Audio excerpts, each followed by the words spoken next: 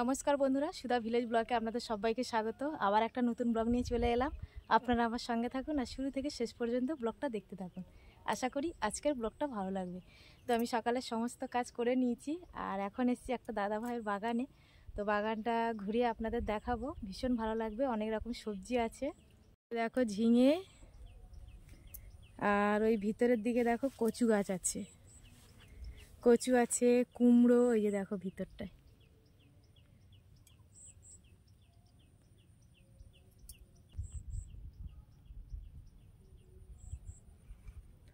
তো এই যে কুমড়োগুলো দেখুন কি বড় বড়, বেশ ভালোই লাগছে, ভাড়া করে দিয়েছে। এই যে দেখুন অনেকগুলোই হয়েছে। আর এগুলো ঝিঙে, ঢেঁড়স আছে, আর এগুলো কিন্তু গাঁটি কচু। এই যে দেখুন তুরুল,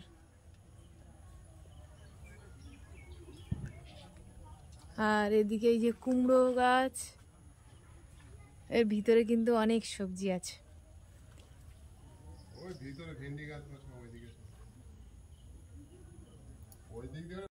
এই যে দেখুন কি সুন্দর কুমড়োগুলো হয়েছে, কত বড় বড় কুমড়োগুলো।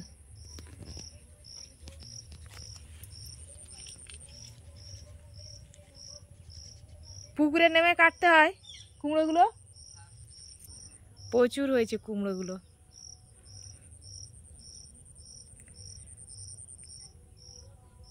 দেখো এই যে বাগান থেকে আমি চলে এসেছি, আর এদিকে দেখো সব আমাদের অনেকটাই আগেই সব রোয়া হয়েছিল, অনেক দাদারাও রয়েছে, আমরা রয়েছি। আর কি সুন্দর ধরে গেছে, বেশ মাঠটা সবুজ সবুজ লাগছে, বেশ ভালোও লাগছে। আর মাঠে থেকে আমি ঘরে এসেছি, আর এই যে দেখছি এসে আমাদের সরকারি কল করে দিয়ে গেছিলো, তো এখনও কিন্তু জল পড়েনি। আর এই যে চাতালটা কিন্তু বানিয়ে দিয়ে গেছে। আপনারা কিন্তু কমেন্টে জানাবেন কেমন হয়েছে। আমার তো ভীষণ ভালো লাগছে। আর এই যে একদম মানে সঙ্গে সঙ্গে করে দিয়ে গেছে, আর আমি এসছি দেখছি ওরা বেরিয়ে গেছে।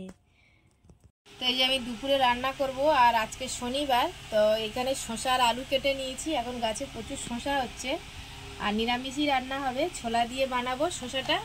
আর এদিকে চাল কুমড়ো কেটেছি, একটু চাল কুমড়ো আর মুগের ডাল আর আলু ভাজা হবে, ব্যাস এইগুলোই হবে দুপুরে। তো এখন আমি রান্না করে নেব। তো আমার রান্না হয়ে গেছে, এই যে আলু ভাজা করে নিয়েছি, আর এদিকে শসা ছোলা আলু দিয়েও তরকারি করে নিয়েছি নিরামিষ। এটা কিন্তু রুটি পরোটার সাথে লুচির সাথে কিন্তু দারুণ লাগে খেতে। আর চাল কুমড়ো দিয়ে মুগের ডাল, এটাও রুটি পরোটা লুচির সাথেও দারুণ লাগে খেতে। আর এদিকে এই যে গরম গরম ভাত। তো আমরা এখন সবাই খেয়ে নেব। দুপুরে খাওয়া হয়েছে, আর দেখুন এই যে আমি একটু বিকালের দিকে তালের বড়া ভাজছি, বেশ ফুলকো ফুলকো বড়া, আর কি সুন্দর ফুলেছে দেখুন, ভীষণ সুন্দর ফুলেছে। তো এই যে বড়াগুলো কিন্তু আমার ভাজা হয়ে গেছে, এবার সব তুলে নেব। তো এই যে সব ভেজে নিয়ে চলে এসেছি, আর কত সুন্দর দেখুন, একদম বড় বড় হয়েছে। আর আমি ঘন্টাখানেক রেখে দিয়েছিলাম মেখে, যার জন্য বেশ ফুলেছে, দেখতেও কি সুন্দর লাগছে।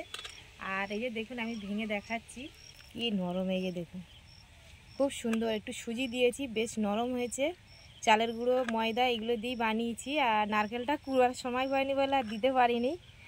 তো এখন ব্লগটা এখানেই শেষ করব। তো আজকের ব্লগটা এখানেই শেষ করছি। যদি ব্লগটি ভালো লাগে সাবস্ক্রাইব, লাইক, কমেন্ট, শেয়ার করবেন, আর আমার পাশে থেকে আমাকে সাপোর্ট করবেন।